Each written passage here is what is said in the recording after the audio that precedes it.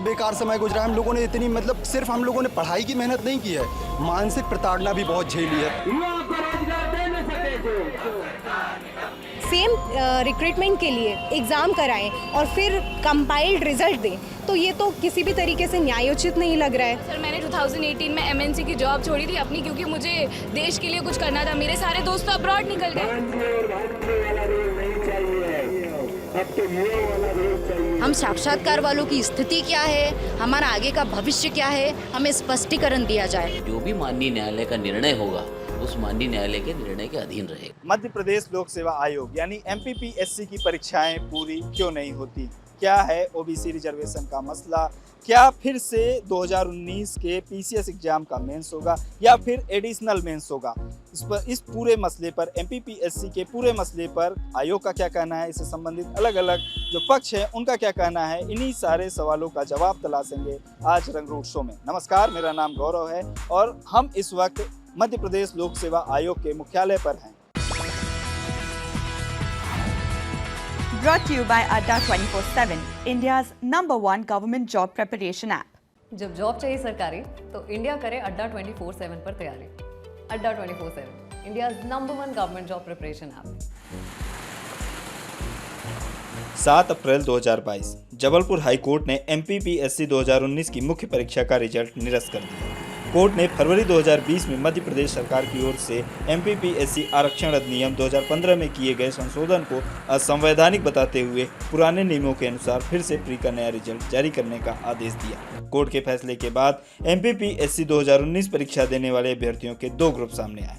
पहले वो जो मेंस पास कर इंटरव्यू के लिए सिलेक्ट हुए थे और दूसरे वो जो फिर से मेंस परीक्षा कराने की मांग कर रहे हैं। हमने दोनों पक्षों से बात की। सबसे पहले इंटरव्यू में शामिल अभ्यर्थियों को सुनते हैं। सर मैंने प्री का एग्ज़ाम, मेरे पापा हॉस्पिटल में एडमिट थे तो मैंने प्री का एग्ज़ाम वहाँ से दिया और मैंने पास की प्री। उसके बाद प्री के एग्ज़ाम देने के बाद मैं घर गया तो मेरी मम्मी की डेथ हो गई थी। मम्मी की डेथ होने के बाद में 1 महीने मेरे पापा के साथ में रहा और फिर मेंस की केवल मैंने 2 महीने तैयारी की और मैंने मेंस एग्ज़ाम पास की। फिर मेंस के एग्ज़ाम देने के बाद में 10 या 12 दिन बाद फिर मेरे पापा की डेथ हो गई थी। मेरी ऐसी मानसिक स्थिति थी कि मैं कुछ बोल नहीं पा रहा था और बाद में ऐसा हुआ कि मेरा सिलेक्शन हुआ मेंस में और फिर इंटरव्यू रोक दिए गए। जो हमारा 2019 का जो नोटिफिकेशन जारी किया गया था वो 2020 नियम के हिसाब से, जो कमलनाथ सरकार थी वो 2020 नियम लेकर आई कि रोस्टर नियम लेकर आई, जिसके तहत जो कैटेगरी के जो बच्चे हैं अगर वो उनका अगर जो जनरल के बराबर भी नंबर होंगे तो भी उनको कैटेगरी में काउंट नहीं किया जाएगा। ऐसा एक रोस्टर नियम लागू कर दिया गया। और जो रिजर्व कैटेगरी के कैंडिडेट्स हैं SC ST OBC या किसी भी रिजर्व कैटेगरी के, तो उनको उन्हीं की कैटेगरी में काउंट किया जाएगा। तो ये जो 2020 नियम था, जबकि इसके पहले 2015 नियमों के आधार पर एग्ज़ाम करवाई जाती थी। 2015 का क्या नियम था? ये है कि अगर जैसे किसी कैटेगरी के बच्चों के नंबर अगर जनरल के बराबर होते हैं तो उसे जनरल में काउंट किया जाता है और जो उसकी जो सीट है वो जो दूसरे जो कैटेगरी के हैं उनको दी जाती है। अच्छा। ये नियम 2015 था। अच्छा, फिर उसके बाद जब इसे कोर्ट में चैलेंज किया गया कुछ बच्चों द्वारा, 55 याचिकाएं लगी थी, तो इस पर केस लगातार चल रहा था। इसके बाद जब हमारे प्री एग्ज़ाम हुआ उस समय कोविड का समय था, फिर वो 1 साल बाद हुआ। ये जो मुख्य परीक्षाएं आयोजित हुई वो मार्च 2021 में हुई, जो कोविड की सेकेंड वेव थी। कोविड में हम लोगों ने अपनी निष्ठा, अपनी जान पर खेलकर मुख्य परीक्षाएं निकाली। हमारे मुख्य परीक्षा का रिजल्ट 31 दिसंबर 2021 को आया। उसके बाद हम लोगों ने बड़े उत्साह के साथ अपने इंटरव्यू की तैयारी में लग गए। आयोग भी बड़े उत्साह के साथ इंटरव्यू हमारे कंडक्ट करवाने ही वाला था।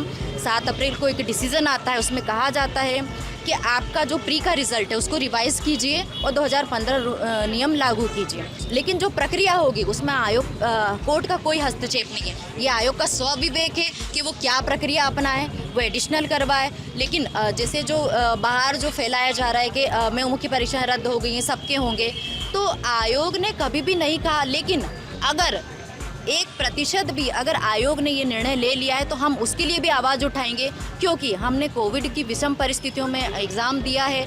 लेकिन हमारे एग्ज़ाम स्तर पर कोई गड़बड़ी नहीं थी, नियम स्तर पर गड़बड़ी थी। आप नियम सुधारिए। हम लोगों के साथ जो अन्याय हुआ है, मैं न्याय के लिए हम सब खड़े हैं आज भी खड़े रहेंगे, आगे भी खड़े रहेंगे। अगर हम लोगों के साथ अन्याय होता है तो भी हम आगे आएंगे। बहुत बेकार समय गुजरा है। हम लोगों ने इतनी मतलब सिर्फ हम लोगों ने पढ़ाई की मेहनत नहीं की है, मानसिक प्रताड़ना भी बहुत झेली है। पेपर के दौरान प्लस पेपर के बाद, मतलब रिजल्ट आने के बाद भी पहले ये झेल रहे थे प्रताड़ना कि भाई कैसे कवर करना है, कोविड है, पीपी किट पहन कर बहुत संघर्ष करके पेपर दिया, पास किया, संयोग बस पास हो गए।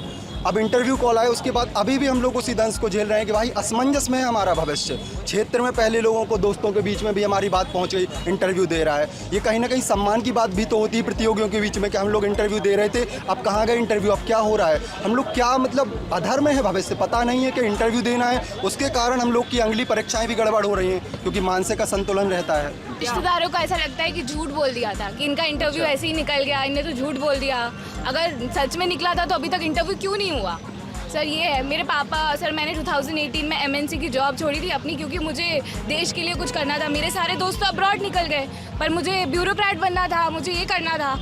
5 साल हो गए हैं सर, सारा 2018 में जॉब छोड़ी है, 19 का एग्ज़ाम क्लियर है, मेंस क्लियर है, प्रीलिम्स क्लियर है, पर इंटरव्यू नहीं हो रहा है और वो स्पष्टीकरण भी नहीं दे रहे हैं कि अब आगे की प्रक्रिया क्या रहेगी। कोर्ट में जब वो बोलते हैं कि सर रिजल्ट रुके हुए हैं, तो कोर्ट ये बोलता हमने तो रिजल्ट रोकने नहीं बोला, आप 14% पे करिए, आप क्यों नहीं कर रहे हैं। तो फिर सर वही पार्सिंग द पार्सल खेल रहे हैं, और पार्सल हम स्टूडेंट्स बन गए हैं सर इस सब के चक्कर में। 6 मंथ्स में मेरे फादर रिटायर हो जाएंगे, शादी हो जाएगी, क्या करूँगी सर। हम लोगों की ये डिमांड है कि आप 2015 नियम लागू करें। जो बच्चे छूट गए हैं आप उनको लेकर आएँ, आप उनका एडिशनल मेंस करवाएं, उनका एडिशनल मेंस करवा के हम लोगों के साथ इंटरव्यू कंडक्ट करवाएं। हम लोगों के साथ अन्याय नहीं होना चाहिए।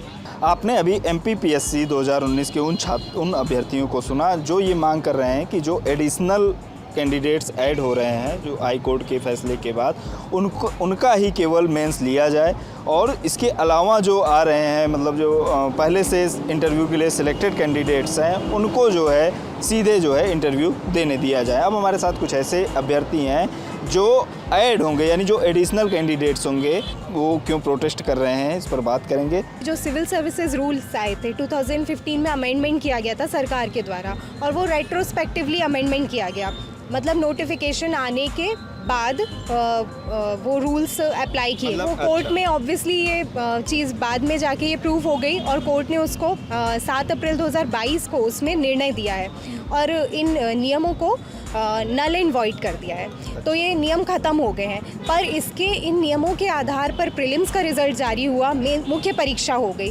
तो जो बच्चे उस समय स्टे की मांग कर रहे थे एग्ज़ाम पे, तो उनका कहीं ना कहीं परफॉर्मेंस इफेक्ट भी हुआ है, और कुछ नए बच्चे ऐड भी होंगे। तो अब दोबारा से मुख्य परीक्षा होगी और अलग से कुछ बच्चों की हुई, तो आप परिणाम किस बेसिस पे बनाएंगे। कोर्ट ने कहा है कि पूरे एग्जाम में जो प्रोसेस को अपनाया गया है वो अल्ट्रा वायरस है, और अल्ट्रा वायरस का मीनिंग होता है असंवैधानिक। उन्होंने कहा कि प्रीलिम्स का पूरा रिजल्ट ही असंवैधानिक है। एक सवाल मैं उनका जवाब देता हूँ कि कोई भी जगह है, अगर वो अवैध जगह है और उसके ऊपर 4 मंजिल घर बना लिया है, तो बाद में पता चलता है कि वो जगह अवैध है, तो वो 4 मंजिल नहीं देखा जाएगा कि वो बन चुका है, वो पूरा तोड़ा जाएगा। ठीक उसी प्रकार से जब प्रीलिम्स ही अवैध है, असंवैधानिक है, तो उसके आधार पर जो मुख्य परीक्षा आयोजित की गई है वो स्वतः ही असंवैधानिक है। और कोर्ट ने स्पष्ट कहा हुआ है उसमें कि किसी भी इंटरव्यू में चयनित विद्यार्थी का ये अधिकार नहीं है कि वो ये कह सके कि मैं इंटरव्यू के लिए चयनित हूँ, चूँकि इस प्रक्रिया को कोर्ट में याचिका नंबर 542/2021 के अधीन रखा गया था। तो इस प्रकार आपका कोई अधिकार नहीं है, जो जजमेंट आया उसके अनुसार होगा। मणिपुर हाई कोर्ट में ये मामला एक पहुंचा, मणिपुर PSC का, वो मामला बाद में सुप्रीम कोर्ट में पहुंचा। 2016 की वहां की PSC का मामला था, वो गलत रूल्स पर हुई थी। बाद में 2022 में सुप्रीम कोर्ट ने उसमें जजमेंट दिया कि मणिपुर PSC में जितने भी चयनित विद्यार्थी हैं उन सबकी पुनः मुख्य परीक्षा की जाएगी। वो लोग तो डिप्टी कलेक्टर बन गए थे, DSP बन गए थे, 6 साल से सैलरी ले रहे थे, और उनको दोबारा मुख्य परीक्षा देनी पड़ी। सबकी जो भी ज्वाइनिंग थी और जो भी उनको पद मिला था वो निरस्त कर दिया गया। मान के चलते हैं कि उन्होंने एडिशनल कराई, उसमें परीक्षा का लेवल जो क्वेश्चन होगा वो अलग होगा। अब वो इस बात का आरोप लगाते कि पहले जो परीक्षा हुई थी उसमें सिंपल क्वेश्चन थे, या उनका टफ आता है तो इंटरव्यू वाले कहेंगे कि उसमें सिंपल क्वेश्चन आए हैं। मान लो 1000 बच्चों की मुख्य परीक्षा होती है, उसमें 700 बच्चे ऐसे होते हैं जो पास हो रहे हैं, फिर वो 700 बाहर निकाले जाएंगे।